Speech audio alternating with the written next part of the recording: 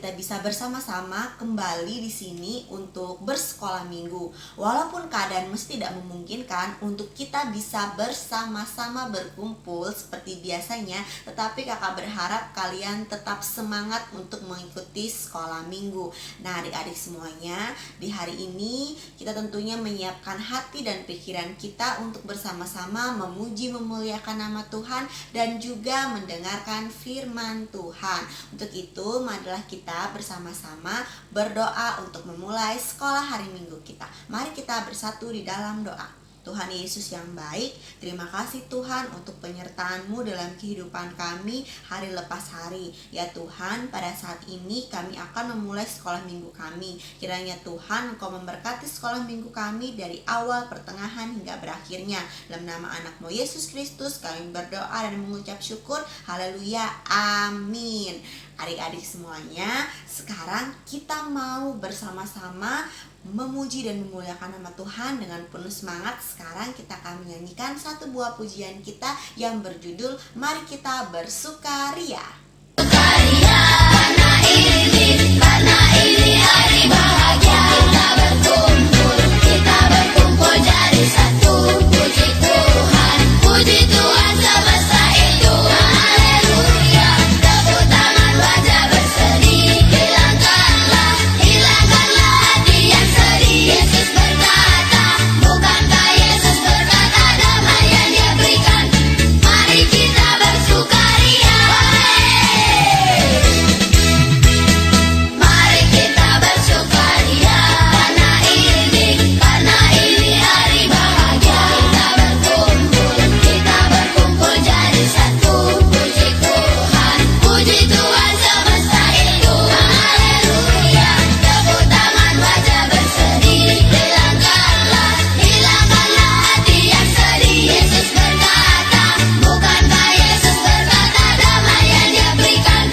Mari kita bersukaria. Mari kita bersukaria karena ini hari bahagia. Kita berkumpul jadi satu. Puji Tuhan semesta itu. Haleluya, tepuk tangan wajah berseri. Hilangkanlah hati yang sedih. Yesus berkata, bukankah Yesus berkata damai yang Dia berikan? Mari kita bersukaria. Adik-adik semuanya, sekarang kita akan bersama-sama mendengarkan firman Tuhan, belajar firman Tuhan. Untuk itu, marilah kita berdoa untuk meminta Tuhan membimbing kita dalam mendengarkan dan belajar firman Tuhan. Mari kita bersatu di dalam doa. Tuhan Yesus yang baik, pada saat ini kami akan mendengarkan firman-Mu dan belajar firman-Mu. Kiranya Tuhan, Engkau memberkati kami dan kami bisa Tuhan melakukan dalam kehidupan kami hari lepas hari. Dalam nama anak-Mu Yesus Kristus kami berdoa mengucap syukur. Haleluya, amin. Adik-adik semuanya, masih ingat nggak cerita kakak minggu lalu? Nah, cerita kakak minggu lalu itu tentang sebuah kitab sejarah. Sekarang kakak harap kalian siapkan Alkitab kalian, buku tulis, dan juga tentunya pen atau pensil ya. Adik-adik semuanya, minggu kemarin kita belajar tentang kitab sejarah yaitu 1 Samuel. Sekarang hari ini kita akan belajar tentang kitab 2 Samuel. Sekarang mari kita buka Alkitabnya bersama-sama ya. Di kitab 1 Samuel kita belajar tentang Raja Saul, raja pertama bangsa Israel. Nah, di kitab 2 Samuel ini kita akan belajar tentang Daud. Adik-adik semuanya, sekarang mari kita bersama-sama membuka Alkitabnya. Hari ini kita akan belajar 2 Samuel pasal 1 sampai dengan 8. Adik-adik semuanya, seperti yang kita ketahui, Raja Saul ini dia menaruh rasa iri, dengki, merasa kalau Daud akan menggantikan dia, sedangkan dia tidak ingin Daud menggantikan dia karena dia ingin keturunannya lah yang menggantikan dia sebagai raja. Jadi karena perasaan iri, benci, dendam, perasaan yang tidak baik, ini membuat Raja Saul ini selalu mengejar-ngejar Daud, ingin membunuh Daud. Tetapi karena penyertaan Tuhan kepada Daud, apapun yang Daud lakukan ini selalu terberkati ya adik-adik. Jadi pada saat itu Raja Saul dan juga anaknya Yonatan ini mati ya.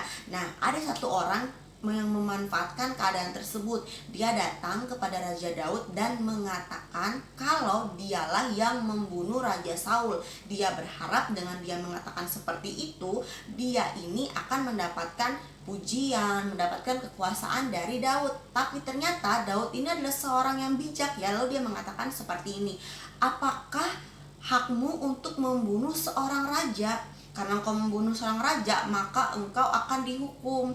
Jadi karena orang ini membunuh raja, walaupun sebenarnya dia tidak membunuh raja ya, jadi Raja Saul ini dia itu mati bunuh diri.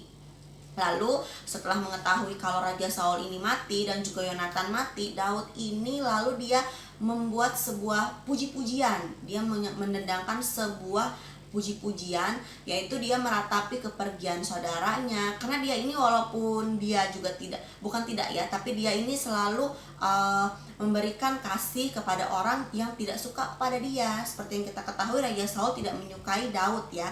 Nah, setelah itu kita buka 2 Samuel pasal 1 sampai dengan 3.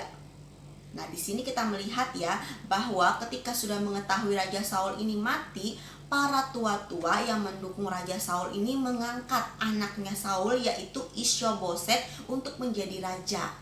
Nah, sedangkan yang lain ini tidak ingin, yaitu pengikut-pengikut Daud, mereka ingin Daud yang menjadi raja karena mereka tahu bahwa Daud ini sudah diurapi.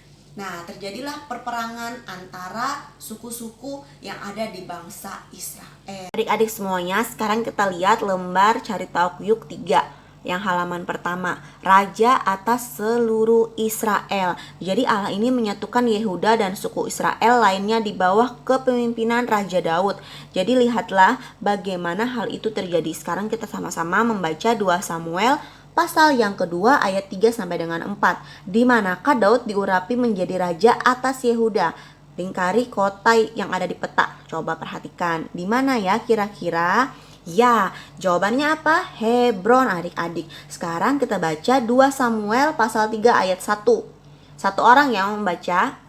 Oke, sementara Isyoboset itu menjadi raja Israel, keluarga Saul dan keluarga Daud ini berseteru seperti yang kakak katakan tadi. Tetapi terjadi sesuatu saat itu. Apakah yang terjadi? Yang terjadi adalah, ini sekarang kalian pasangkan ya. Keluarga Daud semakin apa, sedangkan keluarga Saul semakin apa ketika terjadi peperangan antar saudara tersebut. Nah, sekarang kita membaca 2 Samuel pasal 5 ayat 1 sampai dengan 4. Siapakah yang datang untuk mengurapi Daud menjadi raja atas Israel? Jawabannya adalah ya, istilah titik-titik yang kosong ini. Semua titik-titik Israel menghadap raja di Hebron, kemudian mengurapi Daud menjadi raja atas Israel. Apakah alasan mereka ingin mengangkat Daud menjadi raja atas Israel? Sekarang kalian hilangkan semua huruf X dan Z untuk menemukan jawabannya. Jawabannya ada 3, 1, 2, dan 3. Sekarang kalian jawab ya. Nah, sekarang kita baca lagi 2 Samuel pasal 5 ayat 9 sampai dengan 10. Apakah yang menyebabkan keberhasilan Daud? Centanglah jawaban yang benar. Pada Samuel 5 ayat yang pertama sampai dengan yang keempat, kita melihat Daud diurapi menjadi raja dan dia mengalahkan banyak musuhnya, dan dia menginginkan ibu kota kerajaannya itu adalah Yerusalem, sehingga Yerusalem ini menjadi pusat ibadah. Nah, pada 2 Samuel pasal yang kelima ayat 9 sampai dengan 10, Daud pergi untuk mengambil tabut Allah. Tabut Allah ini ada di rumah Abinadab. Jadi dia menyiapkan dirinya, menyiapkan pasukannya untuk mengambil tabut Allah tersebut. Nah, pada saat tabut Allah tersebut dinaikkan, lalu di tengah perjalanan yang terjadi adalah tabut Allah itu terjatuh adik-adik. Nah, pada saat terjatuh, salah seorang yang bernama Uja ini menahan tabut Allah tersebut. Tetapi ketika dia menahan, lalu Allah murka, karena pada saat dia menahan itu seakan-akan Uja ini tidak percaya dengan kekudusan Allah, karena tabut Allah ini tidak boleh dipegang, hanya boleh dibawa dengan menggunakan yang namanya itu adalah tongkat ya, tongkat khusus ya, tongkat pengusung khusus. Nah, karena sudah melakukan kesalahan tersebut, Uja ini lalu mati pada saat itu adik-adik. Nah, karena mengetahui kalau perbuatan tersebut adalah dosa, Daud menjadi takut. Lalu akhirnya tabut Allah ini tidak jadi ke Yerusalem. Untuk sementara itu ditempatkan di suatu tempat. prosesi tersebut dirusak dan Daud kan takut karena dia sudah melakukan dosa. Lalu akhirnya tabut tersebut diletakkan di suatu tempat, yaitu di tempat keluarga, namanya adalah Obed Edom ya. Di tempat Obed Edom ini diletakkan untuk sementara, dan akhirnya Tuhan memberkati keluarga Obed Edom tersebut. Setelah 3 bulan setelah kejadian tersebut, Tuhan sekali lagi memerintahkan Daud untuk mengambil tabut Allah tersebut. Tetapi kali ini Daud melakukan sesuai dengan apa yang Tuhan perintahkan. Jadi dia memerintahkan suku-suku Lewi atau orang-orang Lewi untuk membawa tabut tersebut. Nah, ketika tabut tersebut dibawa dan diusung oleh orang-orang Lewi, Daud ini menari bersukacita atas kedatangan tabut tersebut ke Yerusalem, karena tabut tersebut adalah tanda kehadiran dari Tuhan Allah. Adik-adik semuanya, kita akan lihat bagaimana janji Tuhan kepada kita, terutama kita lihat di lembar Carita Kyuk 2 di halaman 2. Nah, adik-adik semuanya, ini adalah lembar Carita Kyuk dengan judul Janji Allah. Sekarang kita membuka, kita baca 2 Samuel pasal 7 ayat yang ke-8 sampai dengan 16 di bawah ini. Garis bawahi dari tulisan nomor urut untuk janji-janji Allah kepada Daud yang difirmankannya melalui Nabi Natan.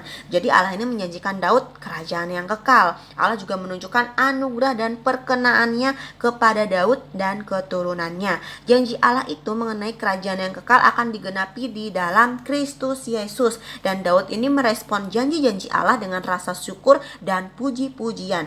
Allah juga memberi Daud kemenangan atas musuh-musuhnya. Daud ini sangat terharu ketika Nabi Natan memberitahu dia tentang apa yang telah Allah janjikan.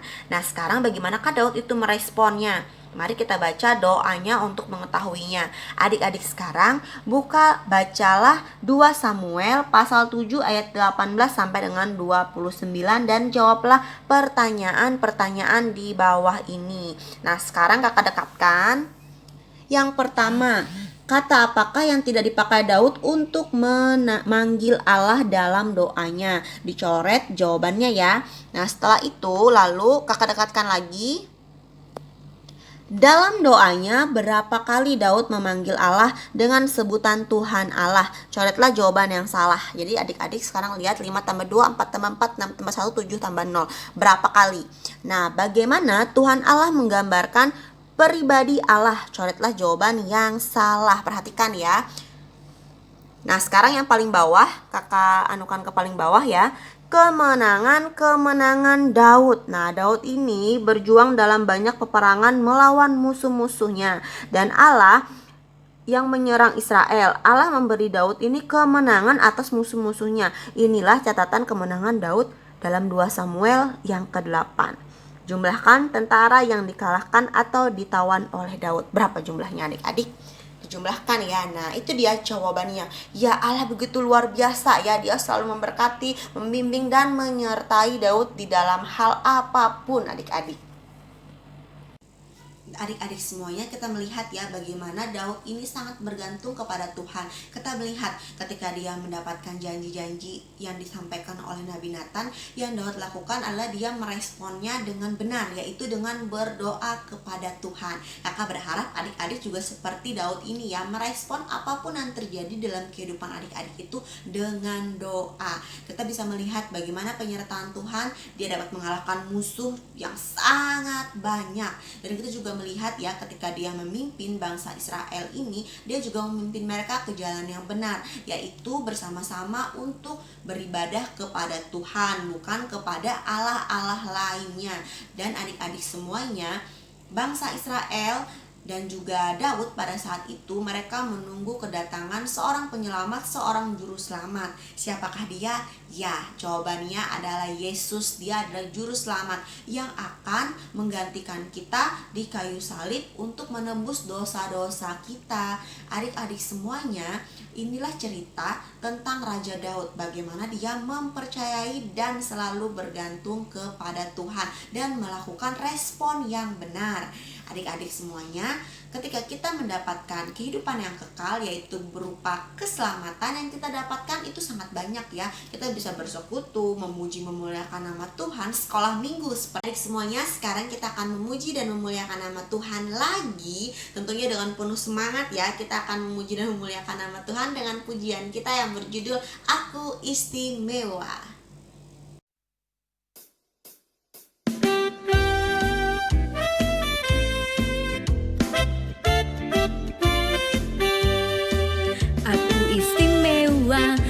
Karena katamu, aku istimewa, bukan karena kau puji, bukan karena kuat dan hebatku.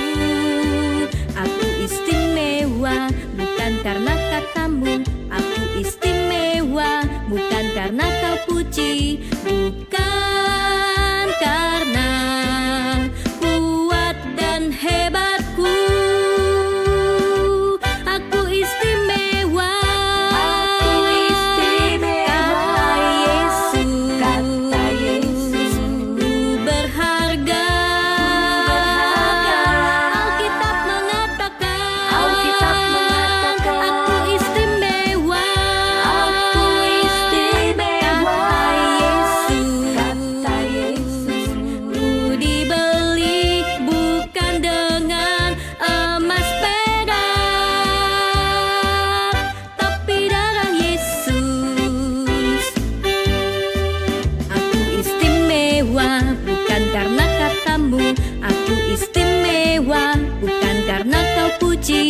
Bukan karena kuat dan hebatku.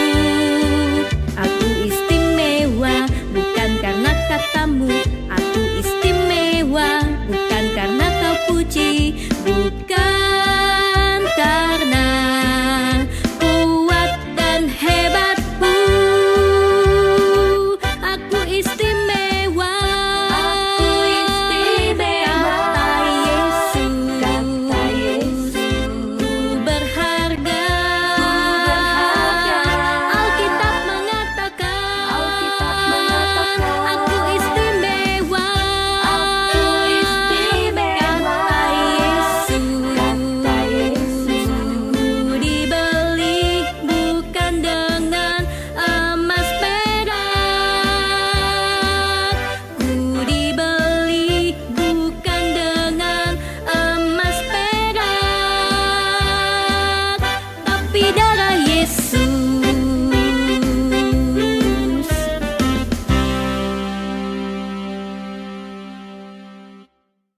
Kita sudah sampai di akhir sekolah minggu kita. Untuk itu kakak tetap mengingatkan adik-adik semuanya untuk tetap memberikan persembahan syukurnya. Bisa ditaruh dulu di rumah, disimpan di amplop, dan jangan lupa adik-adik berikan nanti ketika kita bisa sekolah minggu seperti biasanya, berikan kepada kakak-kakak sekolah minggu. Nah adik-adik semuanya, sekarang kita mau berdoa untuk mengakhiri sekolah hari minggu kita hari ini ya. Nah sekarang mari kita berdoa. Tuhan Yesus, terima kasih Tuhan untuk penyertaan-Mu pada hari ini. Ya Tuhan, pada saat ini kami sudah menyelesaikan sekolah minggu kami Tuhan. Berkati kami Tuhan di dalam pendidikan kami, sekolah kami Tuhan, dan kegiatan kami hari-hari. Ya Tuhan, jauhkanlah kami dari hal-hal yang tidak diinginkan. Kiranya Tuhan, keadaan kami dapat Engkau pulihkan pada saat dan waktu yang telah Engkau tentukan. Tuhan, dalam permintaan kami yang kami alaskan di tangan anak-Mu yang terkasih Yesus Kristus. Haleluya, amin. Adik-adik semuanya, sampai jumpa minggu depan. Dan kakak ingatkan untuk tetap bersekolah hari minggu walaupun secara online. Dadah.